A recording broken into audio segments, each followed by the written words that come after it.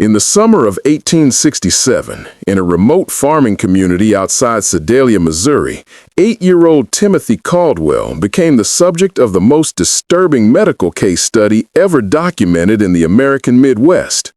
Dr. Samuel Harding, the region's only physician, filled 3 leather-bound journals with observations of a child whose behavior defied every principle of human nature known to 19th-century medicine. The boy appeared normal, even charming, to casual observers. But beneath his innocent exterior lay something that medical science of the era simply could not explain. For 6 months, 3 people died in accidents around Timothy Caldwell, along with dozens of farm animals found dead under mysterious circumstances.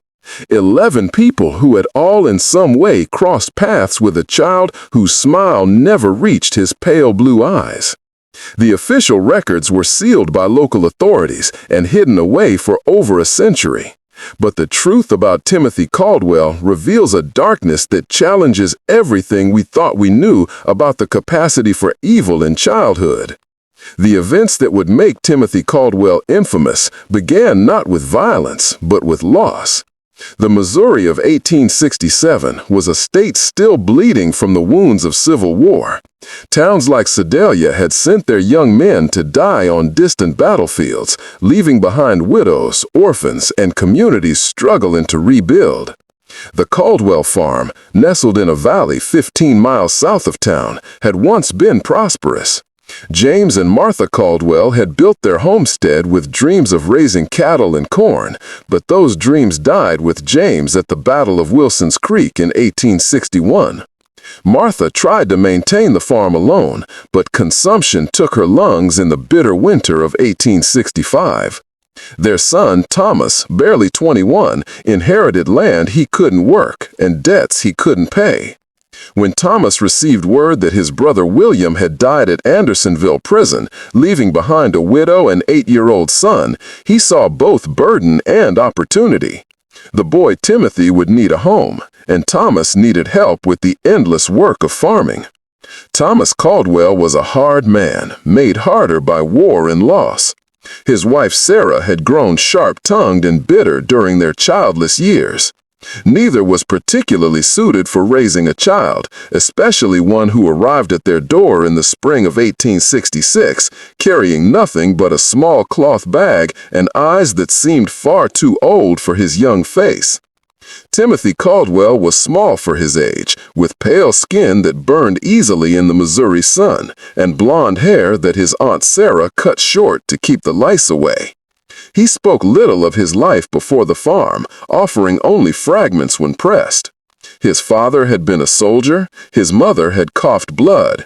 He had lived with neighbors for a while after she died. What struck adults most about Timothy was his politeness. He always said yes, sir, and yes, ma'am. He never complained about work or punishment. He seemed in every way to be the model of a well-behaved child. Dr. Samuel Harding first encountered Timothy in June of 1866 when the boy accompanied his uncle to town for supplies. Harding, a graduate of the Missouri Medical College and one of the few formally trained physicians west of St. Louis, had developed a keen eye for reading people during his years treating both Union and Confederate soldiers. Something about the Caldwell boy unsettled him, though he couldn't identify what. The child was perfectly respectful, Harding would later write in his journal. He answered questions directly, maintained appropriate eye contact, and displayed none of the fidgeting or shyness typical of rural children. Yet I found myself deeply uncomfortable in his presence. His gaze held an intensity that seemed to suggest he was studying me with the same clinical interest that I typically reserved for my patients. The farming community around Sedalia was small enough that everyone knew everyone else's business. The Caldwell farm was isolated, but not so isolated that neighbors didn't notice things. Mrs. Eleanor Patterson, whose property bordered the Caldwell land, would often see Timothy working in the fields or tending to the livestock. She remarked to her husband that the boy worked with unusual focus for a child his age, never seeming to tire, never stopping the play or rest as children naturally do. "It was like watching a little machine," she told her husband Samuel over dinner one evening. "He'd work steady from sunrise to sunset, never complaining, never slowing down. Ain't natural for a boy to have no play in him at all." The Patterson farm kept chickens, and Eleanor noticed that her birds became agitated whenever Timothy was near the property line. They would cluster together, squawking and ruffling their feathers, refusing to venture close to the fence that separated the properties.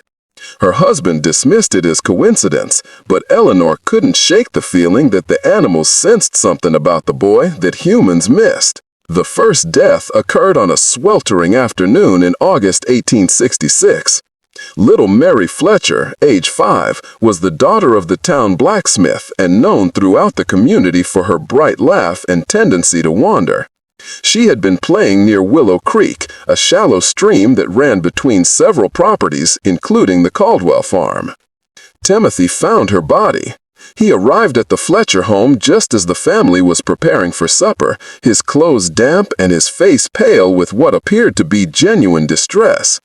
"Mrs. Fletcher," he said, his voice steady despite his obvious agitation, "I found Mary by the creek. She's not breathing."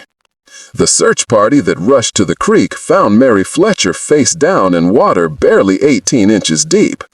Dr. Harding, summoned immediately, determined that the child had drowned, a tragic but not uncommon accident in rural areas where children played unsupervised near water.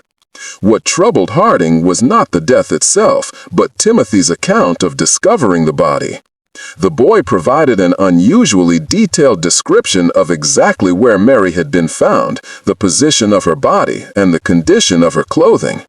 When pressed about how he had come to be in that particular spot at that particular time, Timothy explained that he had been looking for a lost calf. The boy's recall was remarkably precise, Harding noted in his journal.